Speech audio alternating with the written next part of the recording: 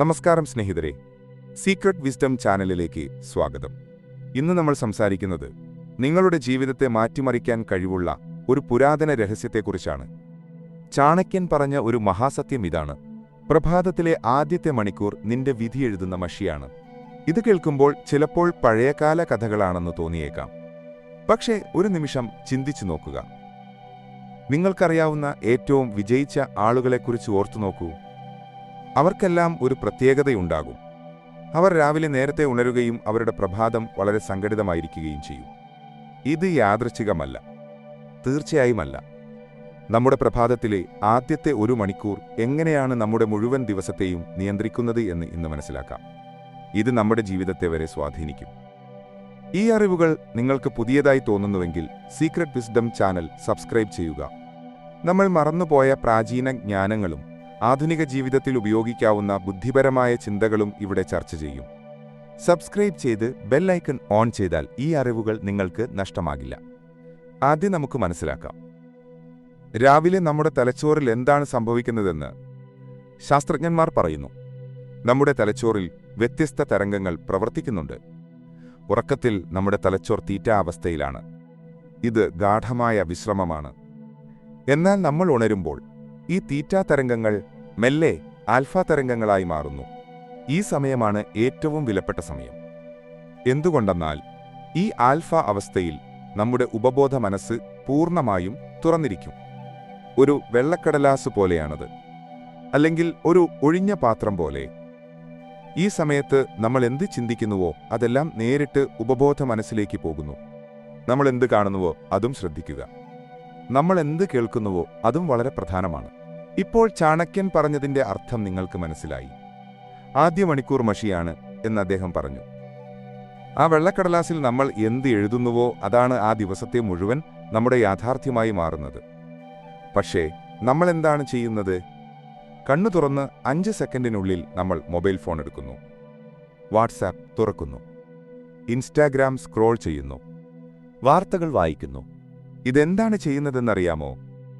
ആ വെള്ളക്കടലാസിൽ ആദ്യമേ തന്നെ കറുത്ത മഷി ഒഴിക്കുകയാണ് നമ്മൾ ചെയ്യുന്നത്. അവിടെ നിങ്ങൾ കാണുന്നത് മറ്റുള്ളവരുടെ സന്തോഷ ജീവിതമാണ്. അത് നിങ്ങളുടേതല്ല. അപകട വാർത്തകളും രാഷ്ട്രീയ തർക്കങ്ങളും ലോകത്തെ പ്രശ്നങ്ങളും നിങ്ങളുടെ ശ്രദ്ധയിൽപ്പെടും. ഈ നെഗറ്റിവിറ്റി നിങ്ങളുടെ ഉപബോധ മനസ്സിലേക്ക് നേരിട്ട് കടന്നു ചെല്ലുന്നു. എനിക്ക് മാത്രം ഇങ്ങനെയാണോ സംഭവിക്കുന്നത്? അവൻ എത്ര സന്തോഷത്തോടെയാണ് ജീവിക്കുന്നത്? എനിക്കെന്തിനാണ് ഇത്രയും പ്രശ്നങ്ങൾ ഉണ്ടാകുന്നത്? ഈ ചിന്തകളോടെയാണ് നിങ്ങളുടെ ദിവസം തുടങ്ങുന്നത്. പിന്നെ എങ്ങനെയാണ് നിങ്ങൾക്ക് ഭാഗ്യം വന്നു ചേരുന്നത്? നമ്മുടെ പൂർവികർക്ക് ഇതെല്ലാം അറിയാമായിരുന്നു. അതുകൊണ്ടാണ് അവർ രാവിലെ ആദ്യം കരദർശനം ചെയ്യാൻ പറഞ്ഞത്. ഒരു പ്രാർത്ഥന ഇങ്ങനെയാണ്: കരാഗ്രേ വസതേ ലക്ഷ്മി, കരമധ്യേ സരസ്വതി, കരമൂലേ തു ഗോവിന്ദ പ്രഭാതേ കരദർശനം. അതായത് കൈകളുടെ അഗ്രത്തിൽ ലക്ഷ്മിയിരിക്കുന്നു, കൈകളുടെ മധ്യത്തിൽ സരസ്വതിയും മൂലത്തിൽ ഗോവിന്ദനും. രാവിലെ എഴുന്നേൽക്കുമ്പോൾ ആദ്യം കൈകൾ നോക്കണം. ഇതൊരു അന്ധവിശ്വാസമാണെന്ന് കരുതരുത്. ഇതിൽ വലിയ മനഃശാസ്ത്രമുണ്ട്. നിങ്ങൾ കൈകൾ നോക്കുമ്പോൾ നിങ്ങൾക്ക് എന്താണ് ഓർമ്മ വരുന്നത്? ഈ കൈകൾ കൊണ്ട് ഞാൻ എന്തു വേണമെങ്കിലും സൃഷ്ടിക്കും, എന്തു വേണമെങ്കിലും ഞാൻ നേടിയെടുക്കും. ഇത് വലിയൊരു സത്യമാണ്. ലക്ഷ്മി എന്നാൽ സമ്പത്ത് മാത്രമല്ല, ഇത് സമൃദ്ധിയും സമാധാനവും സൗഭാഗ്യവുമാണ്. സരസ്വതി എന്നാൽ അറിവ്, വിവേകം, വാക്ക് എന്നിവയെ കുറിക്കുന്നു. ഗോവിന്ദൻ എന്നാൽ ശക്തിയും സംരക്ഷണവുമാണ്. ഇതെല്ലാം എവിടെയാണുള്ളത്? നിങ്ങളുടെ കൈകളിലാണ് ഇതെല്ലാം ഉള്ളത്. അതായത് നിങ്ങളുടെ കർമ്മത്തിലാണ്. രാവിലെ ഫോൺ നോക്കി മറ്റുള്ളവരുടെ ജീവിതം കാണുന്നതിനു പകരം നിങ്ങളുടെ സ്വന്തം ശക്തി തിരിച്ചറിയുക. ഇന്ന് എന്റെ ദിവസമാണ്, എന്റെ കൈകൾ കൊണ്ട് ഞാൻ അത്ഭുതങ്ങൾ സൃഷ്ടിക്കും എന്ന് സ്വയം പറയുക. ചാണക്യൻ പറഞ്ഞതുപോലെ ഇങ്ങനെ പറയണം: ലോകം നിന്നെ അവകാശപ്പെടാൻ ശ്രമിക്കുന്നതിനു മുമ്പ് നിന്റെ സ്വന്തം ശക്തി തിരിച്ചറിയുക. ഇതാണ് യഥാർത്ഥ പവർ. ഇത് പുറത്തുനിന്ന് വരുന്നതല്ല, ഉള്ളിൽ നിന്ന് വരുന്ന ശക്തിയാണിത്. ഇപ്പോൾ നമുക്ക് 2 വ്യക്തികളെ സങ്കല്പിക്കാം. ഒരാളെ അനിൽ എന്ന് വിളിക്കാം, മറ്റൊരാളെ ബാബു എന്നും വിളിക്കാം. നമുക്ക് അനിലിന്റെ പ്രഭാതം എങ്ങനെയാണെന്ന് നോക്കാം. അലാം അടിക്കുന്നത് രാവിലെ 6 മണിക്കാണ്. അനിൽ സ്നൂസ് അമർത്തുന്നു. കുറച്ചുകൂടി ഉറങ്ങട്ടെ എന്ന് അവൻ വിചാരിക്കുന്നു. 6:10, 6, 15-ന്, 6:27 എന്നിങ്ങനെ സമയം പോകുന്നു. ഒടുവിൽ 6:45 പെട്ടെന്ന് ചാടി എഴുന്നേൽക്കുന്നു. ഹേയ്, വൈകിപ്പോയി എന്നവൻ പറയുന്നു. അതുപോലെ ടെൻഷൻ തുടങ്ങുന്നു. കോർട്ടിസോൾ എന്ന സ്ട്രെസ് ഹോർമോൺ ശരീരത്തിൽ നിറയുന്നു. യുദ്ധത്തിന് പോകുന്ന മാനസികാവസ്ഥ. ഉടനെ ഫോൺ എടുക്കുന്നു. തലേന്ന് രാത്രി വന്ന 47 മെസ്സേജുകൾ അവനെ കാത്തിരിക്കുന്നു. ഓഫീസ് ഗ്രൂപ്പിൽ പരാതികൾ കാണാം. ഫാമിലി ഗ്രൂപ്പിൽ ഫോർവേഡ് മെസ്സേജുകളുമുണ്ട്. ഇൻസ്റ്റാഗ്രാമിൽ സുഹൃത്തുക്കൾ യൂറോപ്പിൽ അവധി ആഘോഷിക്കുന്നു. അനിൽ വിചാരിക്കുന്നു, എന്റെ ജീവിതം മാത്രം എന്താ ഇങ്ങനെ എന്ന്. തിടുക്കത്തിൽ പല്ലു തേക്കുന്നു. കുളിക്കാനുള്ള സമയമില്ല. ചായ കുടിക്കുമ്പോൾ ഷർട്ടിൽ വീഴുന്നു. ദേഷ്യം വരുന്നു. ഇന്നും നല്ല തുടക്കം, അവന് ദേഷ്യത്തോടെ പറയുന്നു. ട്രാഫിക്കിൽ കുടുങ്ങുമ്പോൾ എല്ലാവരെയും അവൻ ശപിക്കുന്നു. ഇവിടെ ആർക്കും വണ്ടി ഓടിക്കാൻ അറിയില്ലേ? ഓഫീസിലെത്തുമ്പോഴേക്കും അനിൽ തളർന്നിരുന്നു. ബോസ് അവനെ ശകാരിക്കുന്നു. സഹപ്രവർത്തകർ അവനെ തന്നെ നോക്കുന്നു. അവന് ഒന്നിനും താൽപ്പര്യമില്ല. വൈകുന്നേരം വീട്ടിൽ വന്ന് കിടക്കുന്നു. എന്റെ ഭാഗ്യം തീരെ നല്ലതല്ല എന്ന് അവൻ പരാതിപ്പെടുന്നു. നമുക്ക് ബാബുവിന്റെ പ്രഭാതം എങ്ങനെയാണെന്ന് നോക്കാം. അലാം അടിക്കുന്നതിന് 2 മിനിറ്റ് മുമ്പ് ബാബു സ്വാഭാവികമായി ഉണരുന്നു. കണ്ണ് തുറക്കുന്നതിന് മുൻപ് ഒരു ചെറിയ പുഞ്ചിരി. പുതിയൊരു ദിവസം എന്ന് അവൻ വിചാരിക്കുന്നു. കിടക്കയിൽ തന്നെ 1 മിനിറ്റ് കിടന്ന് ശ്വാസത്തിൽ ശ്രദ്ധ കേന്ദ്രീകരിക്കുന്നു. ഉള്ളിലേക്കും പുറത്തേക്കും അവൻ ശ്വാസമെടുക്കുന്നു. ശരീരം ഉണരുന്നു, പക്ഷേ സമാധാനത്തോടെ. അവൻ കൈകൾ നോക്കുന്നു. ഇന്ന് ഈ കൈകൾ കൊണ്ട് നല്ല കാര്യങ്ങൾ ചെയ്യും എന്ന് അവൻ വിചാരിക്കുന്നു. എഴുന്നേൽക്കുന്നു. ജനൽ തുറക്കുന്നു. പുലർകാലത്തെ തണുത്ത കാറ്റ് ആസ്വദിക്കുന്നു. പക്ഷികളുടെ ചിലമ്പൽ കേൾക്കുന്നു. ഈ മനോഹരമായ ദിവസത്തിന് നന്ദി എന്ന് അവൻ പറയുന്നു. ഒരു ഗ്ലാസ് വെള്ളം കുടിക്കുന്നു. സാവധാനം അവൻ ആസ്വദിച്ചാണ് വെള്ളം കുടിക്കുന്നത്. ശരീരത്തിനുള്ളിൽ ഒരു തണുപ്പ് വ്യാപിക്കുന്നത് അനുഭവിക്കുന്നു. 5 മിനിറ്റ് ധ്യാനം ചെയ്യുന്നു. കണ്ണടച്ച് ശ്വാസത്തിൽ ശ്രദ്ധിക്കുന്നു.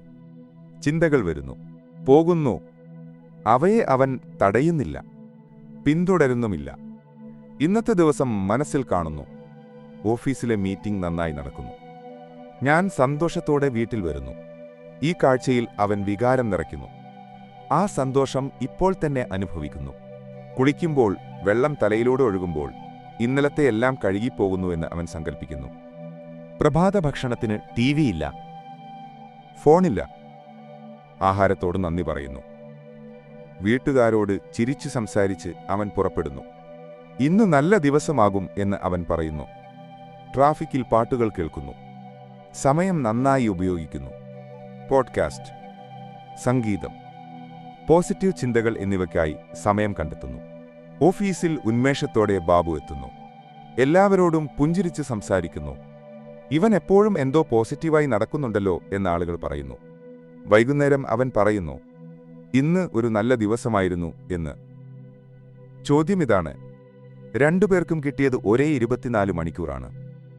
എന്നിട്ട് എന്തുകൊണ്ട് ഇത്രയും വ്യത്യാസം? ഉത്തരം ഇതാണ്. പ്രഭാതത്തിലെ ആദ്യത്തെ മണിക്കൂറാണ് ഇതിന് കാരണം. ഇപ്പോൾ നമുക്ക് എങ്ങനെയാണ് നിങ്ങൾക്കും ഇത് പ്രാവർത്തികമാക്കാൻ കഴിയുക എന്ന് നോക്കാം. ആദ്യത്തെ കാര്യം ഉണരുന്നതാണ്. അലാം വളരെ പ്രധാനമാണ്. കടുത്ത ശബ്ദമുള്ള അലാം വേണ്ട.